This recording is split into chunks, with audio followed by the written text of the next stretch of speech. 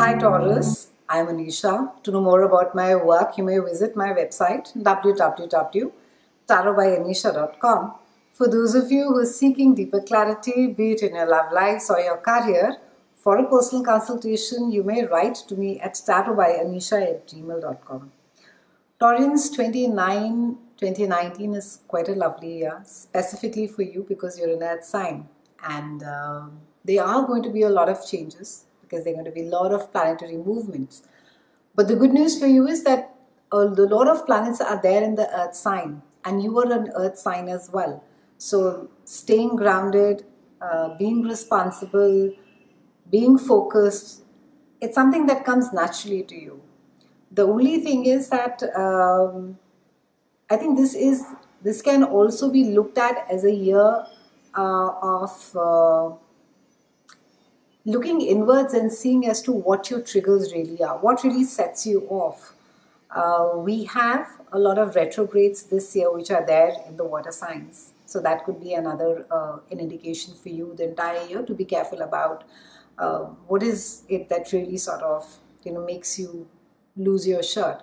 What is it that sort of really irks you, and that's something that you refuse to compromise upon. And these are the areas that you need to be working upon. It's a year where there is and the entire energy is between Capricorn and Cancer, which are there in the completely, they move on the opposite sides in the axis of the signs and how they are placed.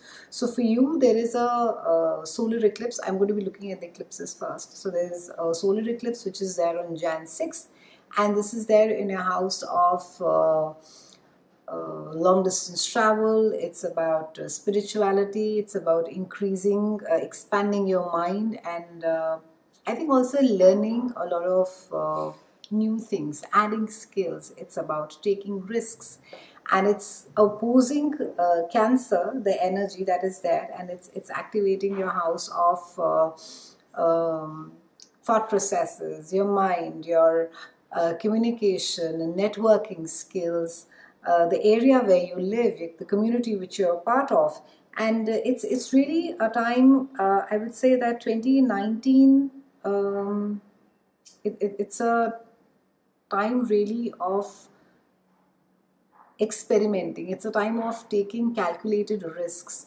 Now, we've had Uranus that has been there in Aries for the last X number of years, and now again, for briefly, it has sort of, in November, it has rolled back into Aries again. It's moved to your sign. Now, in March, it rolls back into your sign, Taurus, and it's going to be there with you till 2025. So this entire sifting of the self, who am I? What is it that I want for myself in life? What is it that is of deep value to me? What is it that I define as being authentic, genuine? What is the kind of work that I associate myself with? What are the kind of people that I want to be associated with, or who are a part of my tribe?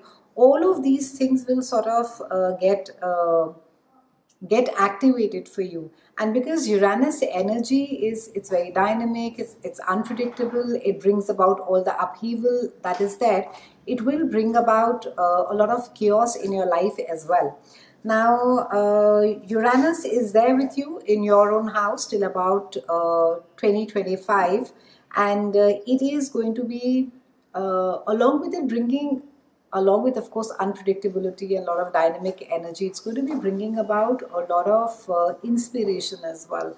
So if you are looking at, starting something of your own, I think it would be a wonderful time to be doing that, experimenting, taking risk and seeing. And it's also a time where you will be sort of looking at collaborating with people and, taking the work to another level. On July 2nd, we have a solar eclipse, and this is there in your house of communication. It's a house of sibling, it's a house of community, the place where you live, the area, the larger area that you share with other people. Now, it's a time with this solar eclipse that something could come to light. It can be that it is how it is that you personally communicate. Maybe you have been given feedback earlier and you didn't take it too seriously. But this is the time where I think around July, with this eclipse, something will come to light where you will sort of introspect, and it is a good time to be doing so, as to seeing that how it is that you communicate with people. Do you really sort of get aggressive, or do you rile people up, or are you a defensive, or there is also a sense of feeling insecure as far as communication is concerned, that I will not be heard, so let me quickly sort of say whatever it is that I know. So it's a time really to be studying your behavior patterns, how it is that you communicate. On the 16th of July, we have a lunar eclipse that is there in your house of long distance travel, foreign studies, expansion of the mind. So something is coming to an end. So during this time, it can be that maybe a project comes to an end for some of you. It can be that you maybe you decide to travel somewhere outside, and then you are sort of coming back. The trip is over, and now the good news is that till end of the year we have Jupiter that is there, and Jupiter rules this house, your house of travel and long distance travel and dealing with people from different cultures. So it will be a great time to be traveling. Nonetheless, the entire 2018 is brilliant. A lot of you could be dealing, either you could be having a foreign posting. A lot of you could be dealing with offices, people from different cultures, different ethnicities. You could be absorbing, imbibing their work over here. And on the 3rd, Jupiter moves to the house of joint finances, taxes, resources, intimacy, and this is also the house of transformation.